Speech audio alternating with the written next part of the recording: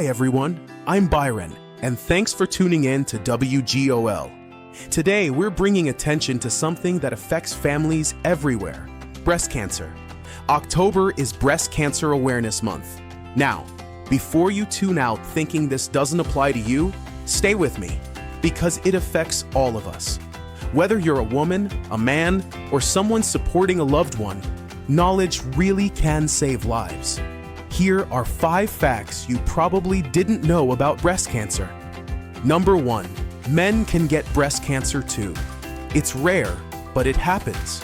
Brothers, we have breast tissue just like women do, so don't ignore changes in your chest area. Number 2, most breast cancers aren't hereditary. Only about 5 to 10% are passed down genetically. The rest are linked to lifestyle, environment, or just how our cells behave over time. Number 3, sleep and stress matter too. Studies show that people with consistent rest and lower stress levels tend to have better immune balance and healthier outcomes. Number 4, you can have breast cancer without a lump. Other signs include skin dimpling, redness, or discharge. So again, knowing your body is key. And number 5, exercise makes a real difference. Getting about 30 minutes of movement most days, walking, dancing, or anything active can reduce risk by up to 20%. If this helped you, share it with someone, a sister, a brother, or a friend. And as always, remember, awareness saves lives, but faith sustains them.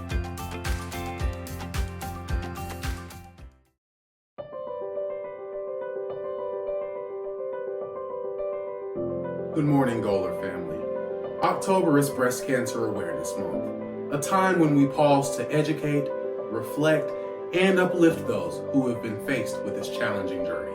Breast cancer affects hundreds of thousands of people a year, and some of them are right here in our own church family. Today we shine a light on one of Goler's own, Robin Swinson, a 15-year member of our congregation and a recent breast cancer survivor. For Robin, like so many others, the diagnosis came suddenly. But what followed was not just the story about treatment. It became a powerful testimony of faith, community, and perseverance. I am a very recent breast cancer survivor. And I found out I had found a lump in October of last year. Okay. Had it mammogrammed in January. Okay. Ended up having to do another mammogram to make sure. I ended up having 3 biopsies. I had a couple of MRI-led mammograms just to make sure. Had my surgery March 19th. Thank God it was contained within that lump. Awesome. I only had to have a lumpectomy. Okay. I had to have a couple of lymph nodes removed under my arm, but I didn't have to do any chemotherapy.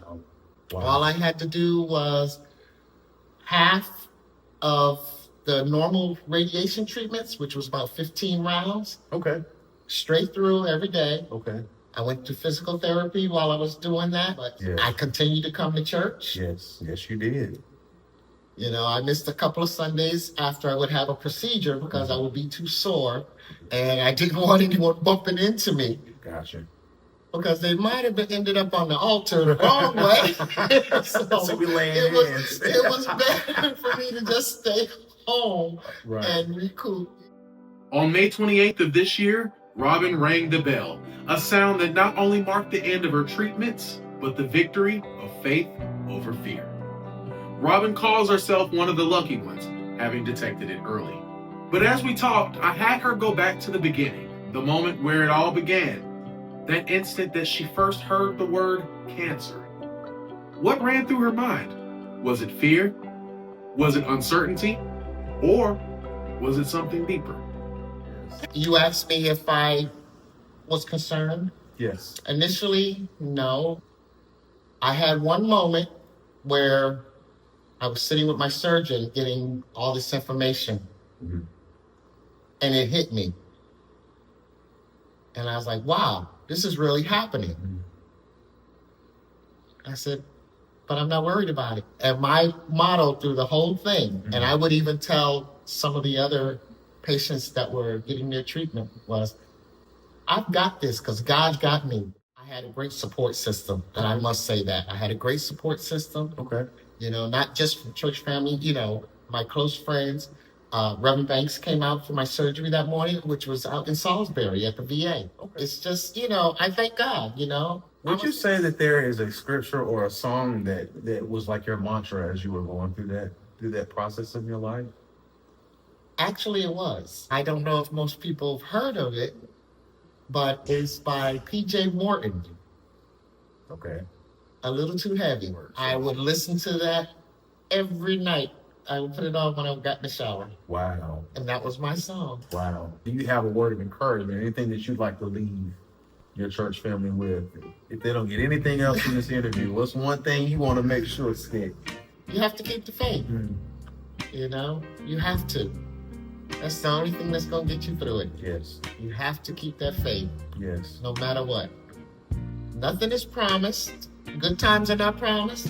Bad times are not promised. But there's going to be some bumps in the road. Ooh, talk about it. Some are bigger than others. But just keep the faith. Ladies and gentlemen, very important to examine yourselves. You're never too young and you're never too old. Thank you, Goler family, for all your prayers and your support. A lot of them didn't know until it was all over. Yes. But this is my story. Yes. Yes. So, and thank you for sharing it. And I thank you. Absolutely. In the words of P.J. Morton, must admit that I've been feeling helpless, like the weight of the world is coming down on me. I know this feeling won't last forever, so I'm holding on until it's passed away. Sister Robin's story reminds us that even when the weight feels heavy, faith can still lift us. Because no matter the battle, God is still faithful. And there is life, love, and victory on the other side of the fight.